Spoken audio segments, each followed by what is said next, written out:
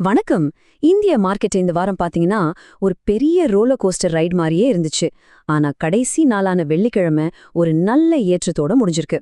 அப்போ இந்த ஒரு நாள் லாபம் முழு வாரத்தோட கதையும் மாத்திருச்சா? வாங்க கொஞ்சம் விரிவாக பார்க்கலாம். வெள்ளிக்கிழமை மார்க்கெட் கிரீன்ல முடிஞ்சத பார்த்து நிறைய இன்வெஸ்டர்ஸ் ஒரு நிம்மதி பெருமூச்சு விட்டுருப்பாங்க. ஆனா அந்த பச்சை நிறத்துக்கு பின்னாடி உண்மையிலே என்ன கதை இருக்கு? அதுதான் இப்போ நம்மளோட முக்கியமான கேள்வி.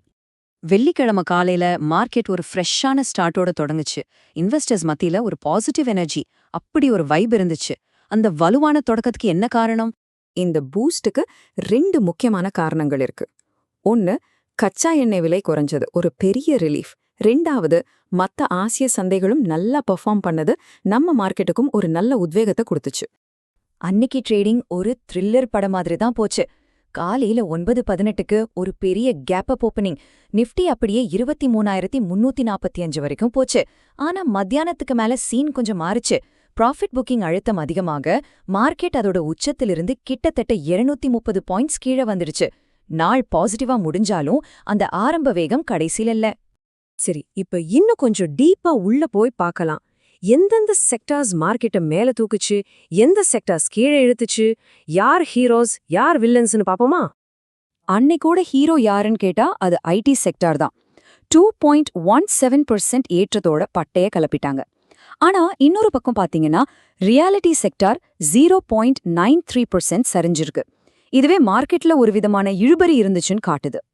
ஐடி செக்டார் மட்டும் தனியா இல்ல, அவங்க கூட சேர்ந்த மெட்டல்ஸ், ஃபார்மா, பொதுத்துறை வங்கிகள், டெலிகாம்னு பல துறைகள்ல நல்ல வாங்குற ஆர்வம் தெரிஞ்சது. இது ஒரு நல்ல விஷயம். எல்லாம் நல்லா போற மாதிரி தெரிஞ்சாலும் ஒரு இடத்துல மட்டும் ஒரு ரெட் சிக்னல் எரிஞ்சிட்டே இருந்துச்சு. அதுதான் நம்ம ரூபாயோட மதிப்பு. டாலருக்கு எதிரா 93.70ங்கிற புதிய வரலாற்று சரிவை தொட்டுச்சு. இது மார்க்கெட்டுக்கு ஒரு நல்ல சிக்னல் கிடையாது.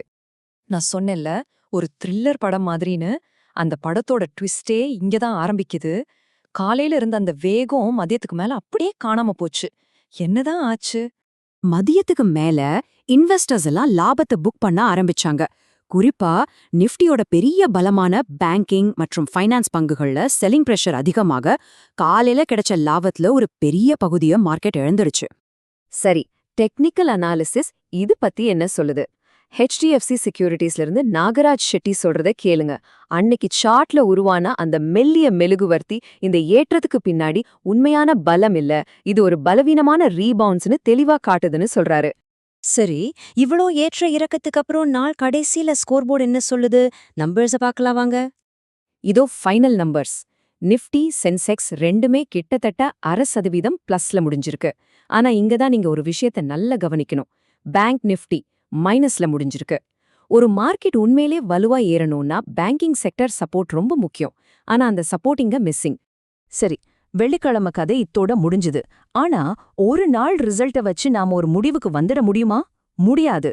வாங்க கேமராவை கொஞ்சம் ஜூம் அவுட் பண்ணி இந்த முழு வாரத்தையும் ஒரே ஃப்ரேம்ல பாப்போம். அப்போதான் உண்மையான படம் புரியும். இதுதான் இந்த மொத்த அனாலிசிஸோட கிளைமேக்ஸ்னே சொல்லலாம். வெள்ளிக்கிழமை 0.5% லாபம்னு நாம சந்தோஷப்பட்டாலும் முழு வார கணக்கு நீங்க பாத்தீங்கன்னா நிஃப்டியும் சென்செக்ஸும் நஷ்டத்துல தான் முடிஞ்சிருக்கு.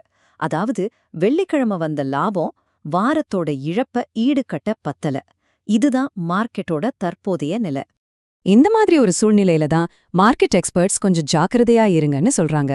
ரிலிகேர் புரோக்கிங்க சேர்ந்த அஜித் மிஸ்ரா சொல்ற மாதிரி நெகட்டிவ் சென்டிமெண்ட் இருக்கிற வரைக்கும் கொஞ்சம் எச்சரிக்கையா பாதுகாப்பான முதலீடுகளை செய்யறதுதான் புத்திசாலித்தனம். சரி, இந்த பகுப்பாய்வை முடிக்கிறதுக்கு முன்னாடி வழக்கம் போல ஒரு முக்கியமான அறிவிப்பு.